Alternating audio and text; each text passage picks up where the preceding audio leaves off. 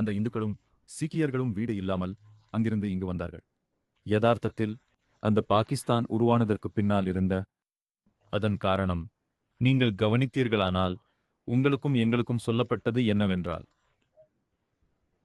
ஏனென்றால் இந்தியாவின் கிழக்கு மற்றும் மேற்கு பகுதிகளில் முஸ்லிம்களின் மக்கள் தொகை அதிகரித்து அவர்கள் பெரும்பான்மையாகிவிட்டதால் இந்த இரண்டு பகுதிகளும், அப்போதைய பஞ்சாபும் இன்றும் அந்த பந்தர் பால் இரு பகுதிகளிலும் முஸ்லிம்கள் பெரும்பான்மை என்பதால் மெஜாரிட்டி என்பதால் அப்போதைய பஞ்சாப் பகுதிகள் இந்தியாவிலிருந்து பிரிக்கப்பட்டு தனியாகிவிடும். துரதிருஷ்டவசமாக முஸ்லிம்கள் தெளிவாக கூறினர், எங்கள் எண்ணிக்கை அதிகரிக்கும் போது நாங்கள் உங்களை பிரிவு உடைப்போம். அதன் பின்னரும் பாகிஸ்தான் உருவான பின்னரும் நாம் இந்தியாவை ஒரு செக்யூலர் நாடாக தேர்வு செய்தோம். அதன் விளைவுகளை நாம் இன்னும் அனுபவிக்கிறோம். இதிலிருந்து ஒன்று தெளிவாகிறது, எப்போதெல்லாம் இந்துக்களின் எண்ணிக்கை, இந்து மக்கள் தொகை இந்தியாவில் குறையும் போது இந்தியாவின் பிரிவினையும் நடக்கும். இந்தியாவின் குழந்தைகள் துண்டாக்கப்படுவார்கள்,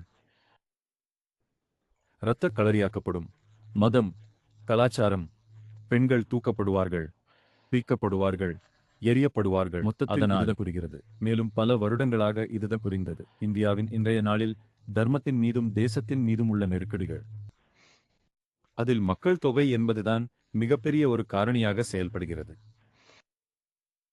இந்த டெமோகிராபி இஸ் டெஸ்டினி நிஜம். ஏனெனில் எங்கே இந்து டெமோகிராபி குறையுதோ அங்கே இந்து கொல்லப்படுவான், நாடு உடையும். ஆக டெமோகிராபிதான் விதியை நிர்ணயிக்கிறது என்றால் அது நமது பக்கமும் வேலை செய்ய முடியும்.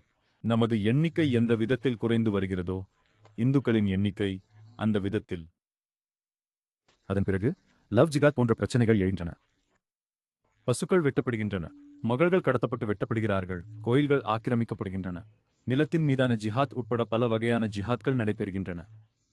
எனவே இவற்றின் தர்க்கரீதியான மூலம் ஒன்றுதான், அது இந்துக்களின் எண்ணிக்கை குறைவதும் மற்ற மதத்தினரின் எண்ணிக்கை அதிகரிப்பதும். இதற்கு தீர்வு என்ன? இந்த பிரச்சனைக்கு தீர்வு இதுதான். நாம் அதிக எண்ணிக்கையில் நாம் மக்களை மீண்டும் அவர்களை சரியான தர்ம நெறிக்கு கொண்டு வர வேண்டும்.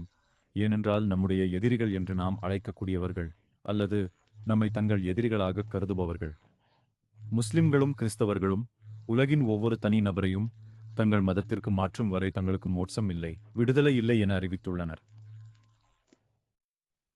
அப்படி இருக்கும் பட்சத்தில் நாம் இந்த சவாலை ஏற்றுக்கொள்ள வேண்டும். மேலும் இதற்காகவே நாம் மகாபுருஷர் உத்வேகத்தால் சிவாஜி காலத்தில்